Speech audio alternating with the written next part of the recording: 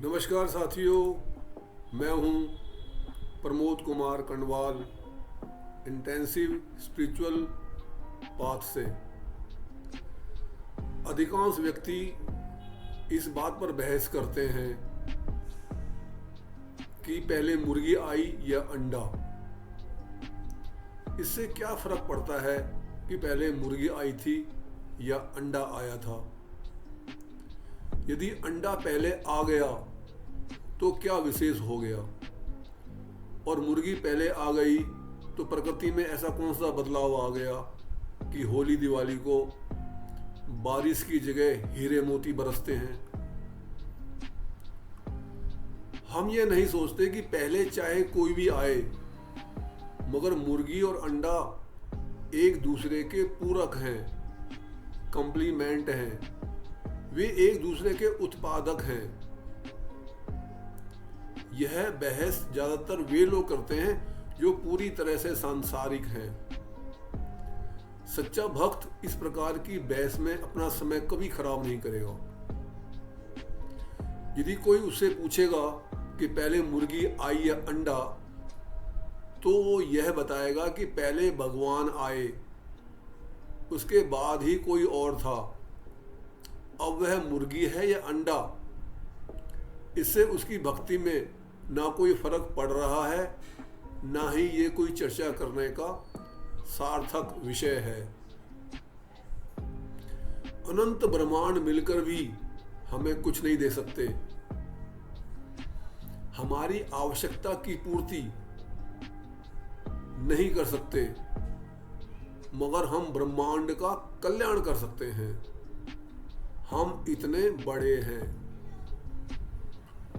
सूरज, चांद, सितारे, संसार हमसे है, हम संसार से नहीं।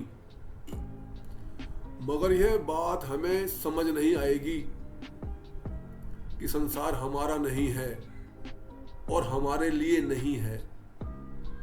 जब यह बात प्रैक्टिकल रूप से हमें समझ में आ जाएगी, तब हम संसार से अपना कल्याण नहीं करवाएंगे, बल्कि संसार का कल्याण करेंगे। हम देने वाले बनेंगे, लेने वाले नहीं। हम दाता बनेंगे, भिखारी नहीं।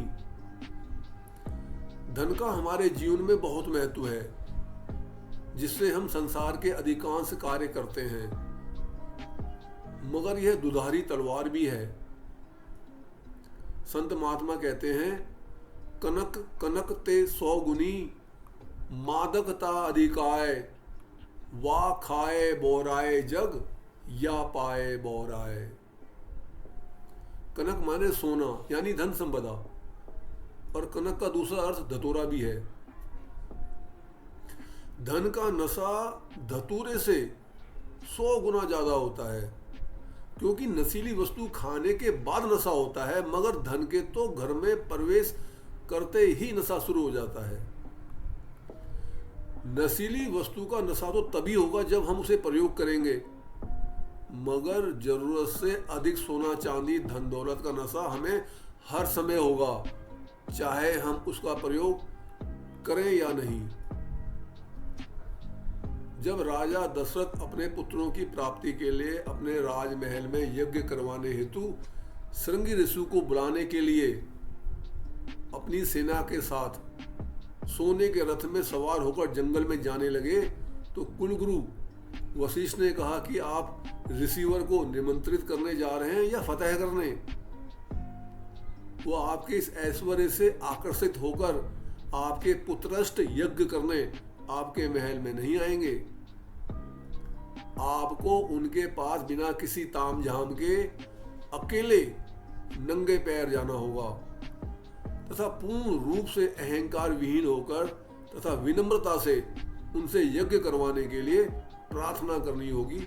उसके बाद भी उन्हीं की मर्जी होगी कि वो आपके निवेदन को स्वीकार करते हैं कि नहीं। दूसरों की सेवा करने के लिए यदि हम कर्ता भाव और अहंकार भाव से सेवा करते हैं, तो वह एक बार चल जाएगा, क्योंकि हम कुछ दे रहे हैं। पर यदि हमें स्वयं सेवित होना है, तो फिर हमें हर प्रकार के दिखावे तथा अहंकार से दूर रहना होगा। धन दौलत हमारे घर के अंदर सोना चांदी तथा बेशकीमती सामान तो भर सकती है, संसार की सारी सुख सुविधा भी जुटा सकती है, मगर इससे हम ना ही 1% शांति खरीद सकते हैं और ना ही भक्ति का एक भी गुण। अनंत कोटि ब्रह्मांड में यदि किसी का कोई महत्व है तो वह आत्मिक शांति तथा सच्ची भक्ति का है। राजा परीक्षित बहुत भाग्यशाली थे, जिन्हें यह मालूम पड़ गया कि उनकी मृत्यु 1 सप्ताह के बाद होगी। उन्होंने इसका फायदा उठाया और मोक्ष की प्राप्ति की। यदि वह भी सांसारिक व्यक्ति की तरह व्यवहार करते तो चिंता और भय से 2-3 दिन पहले ही मर जाते और फिर दोबारा किसी निम्न योनि में जन्म लेते। बुद्धिमान व्यक्ति अवसर का फायदा उठाते हैं। वे कहते हैं strike the iron when it is hot. गरम लोहे पर चोट करने से ही उसको अपनी मर्जी के अनुसार आकृति दी जा सकती है। ठंडा लोहा आसानी से अपना स्वरूप नहीं बदलता। राजा परीक्षित को तो 148 घंटे का नोटिस मिला, पर हमें तो 1 सेकंड का भी नहीं मिलता। तो इसका अर्थ क्या हुआ कि मौत जब मर्जी आए और हमें दबोच ले, हमें कोई समस्या नहीं है।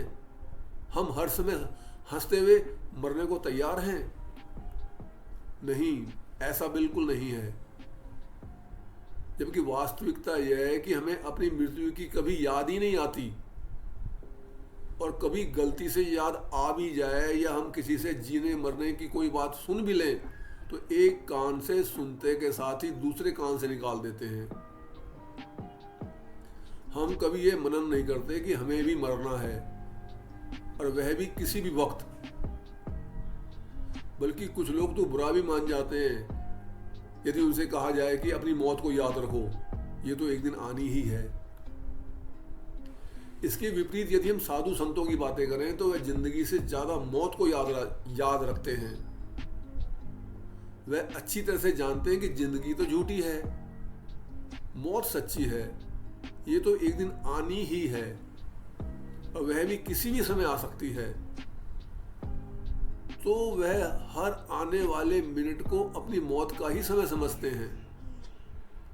और यही कारण है कि वे 24 घंटे मानव जगत की निस्वार्थ सेवा करते हुए परम पिता परमात्मा की भक्ति में लीन रहते हैं। वे मौत से सच्ची यारी करते हैं, जो परम सत्य है। ईश्वर में रहते हमेशा, नहीं बनते संसारी। कफन सर में बांध हमेशा, मौत से करते यारी। यदि आपको संदेश ज्ञानवर्धक तथा उपयोगी लगता है तो आप चैनल को सब्सक्राइब तथा वीडियो को लाइक, कमेंट और शेयर भी कर सकते हैं, ताकि रिलीज हमारी सभी वीडियो का नोटिफिकेशन आपको मिलता रहे। गुरु भगवान सबका कल्याण करें।